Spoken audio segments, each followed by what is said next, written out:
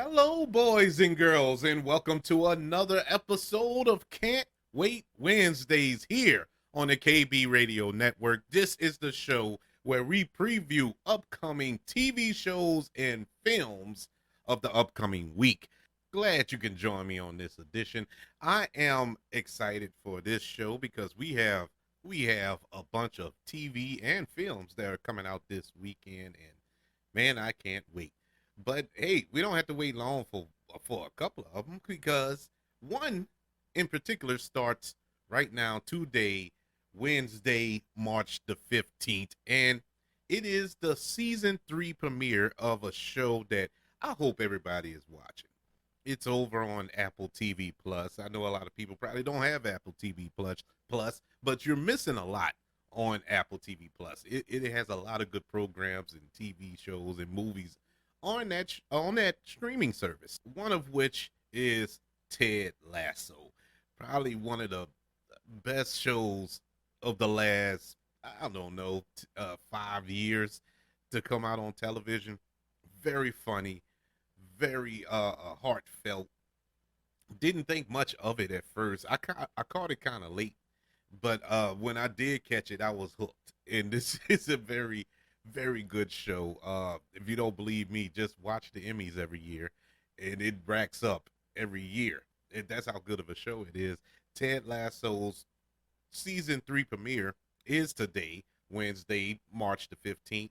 And in case you don't know what the premise of Ted Lasso is, Ted Lasso, who is an American college football coach, is unexpectedly recruited to coach a fictional English Premier League soccer team, a AFC Richmond, despite having no experience coaching soccer. The team's owner, Rebecca Walton, hires Lasso, hoping he would fail as a means of exacting revenge at the team's previous owner, her unfaithful ex-husband.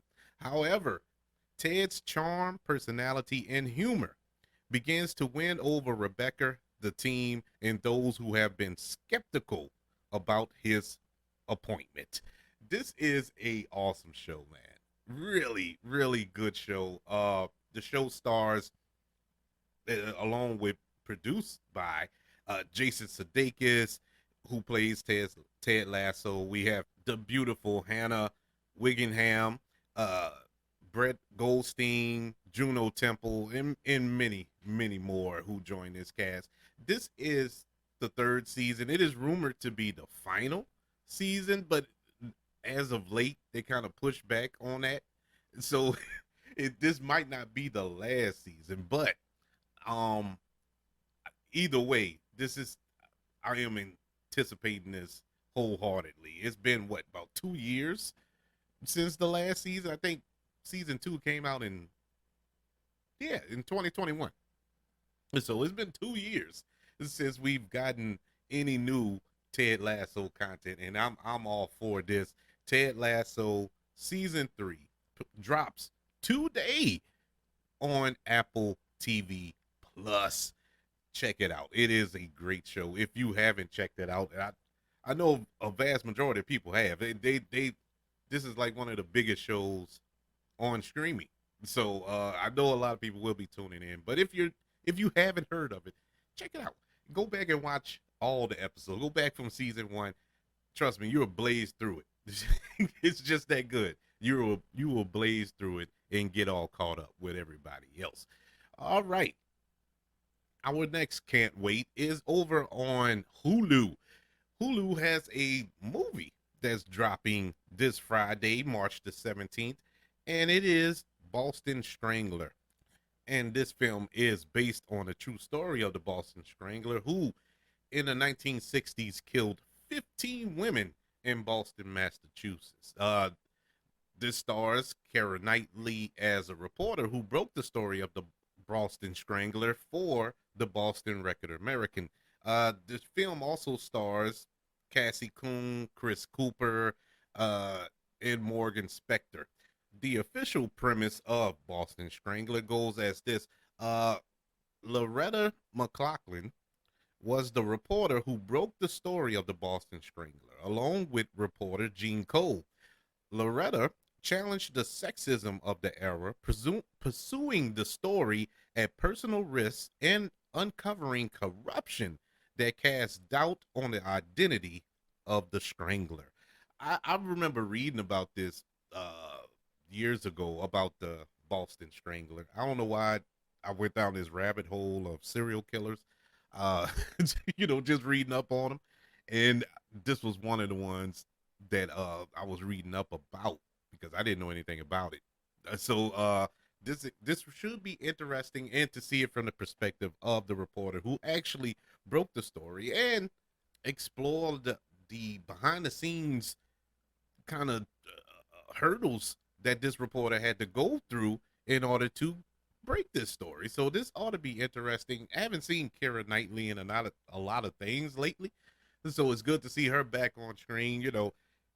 Keira Knightley from the Pirate of the Caribbean films and so on and so forth. So it's been a while since I've seen her star in a role. At least I have seen her star in anything, and this looks like a good story. I'm all for this. I'm a history buff too, so this ought to be interesting. Can't wait for this. Boston Strangler drops on Hulu this Friday, March the 17th.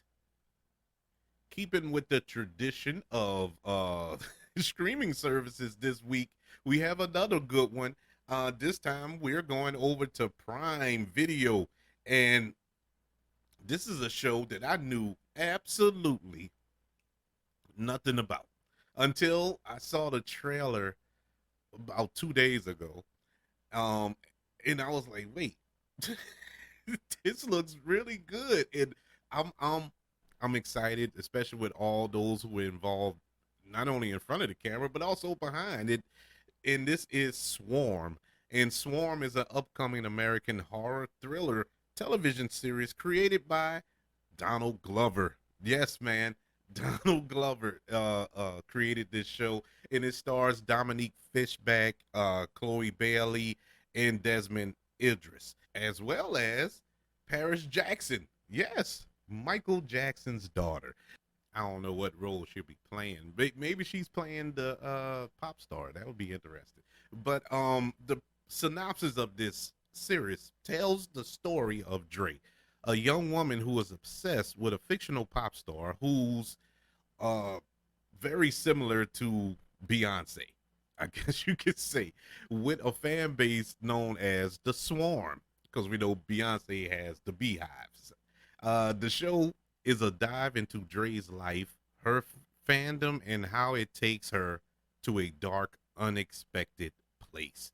I can't wait for this, man. This is like I said, Donald Glover. I know for a fact he directed the first episode. I don't know if he directed any of the others. There are 7 episodes, and they're all dropping at once this Friday, March the 17th. But if you watched Atlanta on FX, which I hope you did, they just wrapped up the series a couple of months ago, and Donald Glover directed a few of those episodes, and the episodes he directed were awesome. All those shows, every show was awesome, but the ones that he directed, I don't know, he took it to different places that I enjoy. I just enjoyed those episodes more, and so I'm very excited to see him behind the camera directing, and for this particular show with this story that they're telling is very poignant. How people are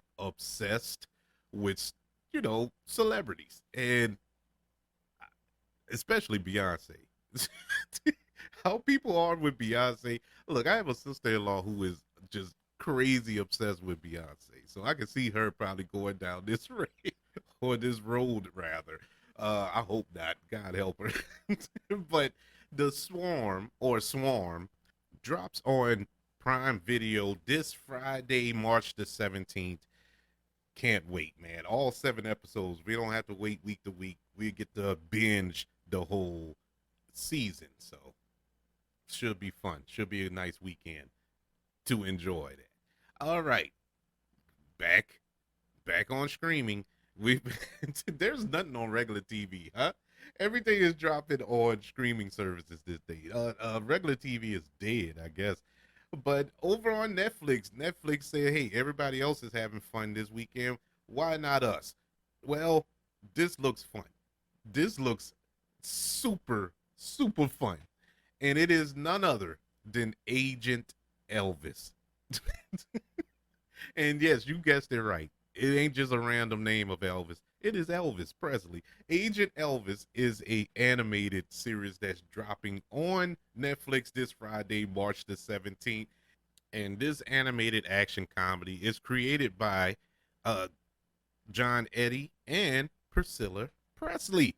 And this show looks bananas. It looks crazy. Elvis trades in his jumpsuit for a jetpack when he joins a secret government spy program to help battle the dark forces that threaten the country. And I cannot wait for this show. I am. This is probably my highly anticipated show of the weekend. I'm not going. I'm not going. I'm not even going to front. Um, Voicing Elvis in this series is none other than Matthew McConaughey. Um, he is the voice of Elvis. We have Christina Hendricks, Gary Cole, Fred Armez, Niecy Nash, Simon Pegg, Don Cheadle, Priscilla Presley herself, Tara Strong, Ed Helms, Johnny Knoxville, Craig Robinson. The list goes on and on and on. So many actors have lent their voice to this show. Top tier actors. I'm talking like just comedic actors up in their prime. I am so hyped up for this, man. I am so hyped up for this. This looks like it's going to be just one of those shows that's going to blow people's minds. And I'm all for it. I love the animation style going by the trailer. I love this style. And there's nothing about this that I will say I'm not interested. There's not. It's like Archer. If you watched Archer, that was on what was that? FX, I believe. Yeah, it was on FX. Really funny show, and I caught that late. I wasn't interested in it at first, and I just randomly caught Archer. I'm like, man, I like this. I like this show. It has that vibes. It doesn't have exactly the same animation style as Archer. I'm not comparing it in that way. I just mean as far as the tone way. And so, look, I'm all for it. Agent Elvis drops on Netflix this Friday, March the 17th. Okay, this brings us to our final can't wait of the week.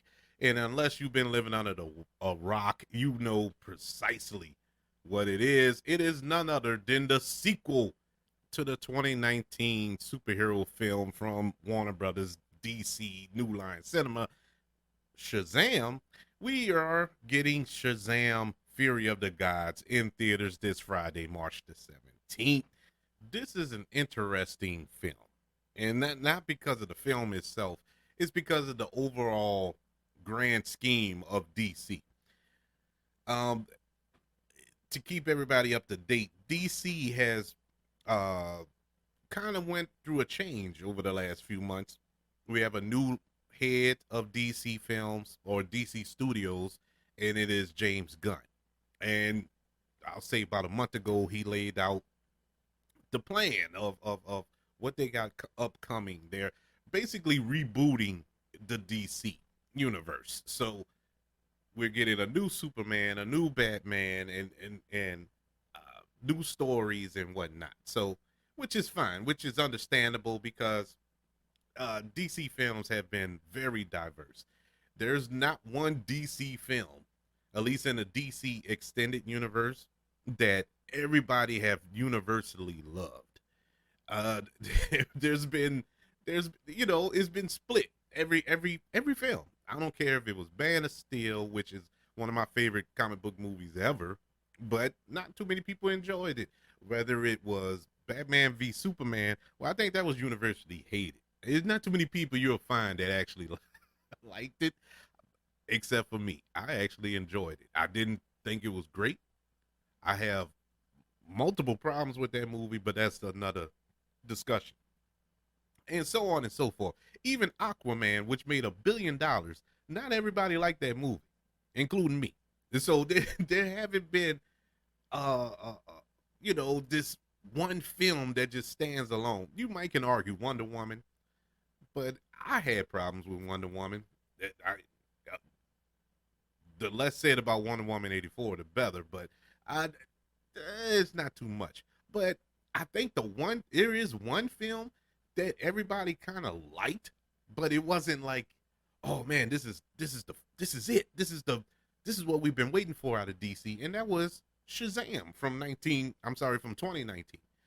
Everybody kind of liked it. It wasn't like it was bad. Nobody poo pooed on it, but it was just all right. And that's pretty much my feelings on it. It was all right. It was nothing to go home and tell mama about, but it was decent. And so I was on board with a sequel. Now, once they turned everything over, once DC really went to poo, it was like, okay, where are we going here? And then when James Gunn and Peter Safran took over DC Studios, all these other DC films that they had on the slate that was already filmed and everything, um, the question was, well, where does this land? Where are we going with this? Will this just be a lame duck movie or whatever? With the exception of the Flash, which they are using as kind of a reset of the DC Universe type film, and I can see that. I can believe that. I'm with that. But this, it just felt like a lame duck film. Now, this movie was supposed to come out last year, but it was pushed back for reshoots, I think. And some people are speculating some of those reshoots are to kind of fit into the new DC Studios plan. And so we shall see. We'll find out this Friday. But Shazam, Fury of the Gods, which stars Zachary Levi as Shazam. We have Rachel Zegler coming in as Athena, Megan Good, Lucy Liu, Helen Mirren, and Jamin Hensu. This go around, Billy Batson and his foster siblings, who transform into superheroes by saying Shazam, are forced to get back into action and fight the daughters of Atlas. They must stop them from using a weapon that could destroy the world. Um, this looks good. I mean, the trailers look kind of interesting, even though it looked like it showed half the movie. But I'm I'm excited for it. I like Zachary Levi. I love Helen Mirren. Love Lucy Liu. They're the villains, and so we'll see where that goes. And I must say, one of the things that kind of I kind of push back when it comes to Shazam: Fury of the Gods is Black Adam. Sadly to say, Black Adam was so bad. But the thing about it is, Black Adam is the main antagonist of Shazam. And we've had two Shazam movies and a Black Adam movie, and they haven't met up. There haven't been a mention of either one. And that is ridiculous. That is ridiculous. I don't see I don't see how they make Shazam movies without Black Adam. I mean, yeah, you can throw in these daughters of Atlas. That's all fine and good, but at the end of the day, I want to see him go up against Black Adam. And what Black Adam messed up at, or at least Dwayne Johnson messed up at, was focusing on Superman, trying to get Black Adam to fight Superman. No, bro, it doesn't work that way. It doesn't work that way. You know, you got to work up to that. You can't just jump out and want to. It's like going to prison and you want to fight the biggest guy in prison. You know, punch the biggest guy in the face to show that you bout that. No, that's not how this works. You got to work your way up the ladder, and that's Shazam. But it just left a bad taste in my mouth towards Shazam. It really did. Black Adam was just horrible. I did not like it. Anyways, maybe Shazam can redeem it. We'll see this Friday in theaters. Shazam: Fury of the Gods. So those are your can't waits this week. We have Ted Lasso season 3 premiere today on Apple TV Plus. Boston Strangler on Hulu this Friday. Swarm on Prime Video this Friday. Agent Elvis on Netflix this Friday. And we have Shazam! Fury of the Gods in theaters this Friday. Which one are you excited for? All of them have my undivided attention. I can't wait. Email the show, kbradiopodcast@gmail.com. You can also look me up on Twitter at KB Radio Network, and on other social media platforms, just look up the KB Radio Network. If you're listening on Apple Podcasts, Spotify, iHeartRadio, YouTube, wherever you are currently listening to this show, don't forget, leave the 5 stars, the reviews, share this show with your loved ones, and subscribe to the channel. I greatly appreciate it. Everybody, thank you for joining me for this episode of Can't Wait Wednesday. Can't wait to speak to you again. Until then, I want you all to know that I love you. Continue to love one another. And until we speak again, you all be blessed.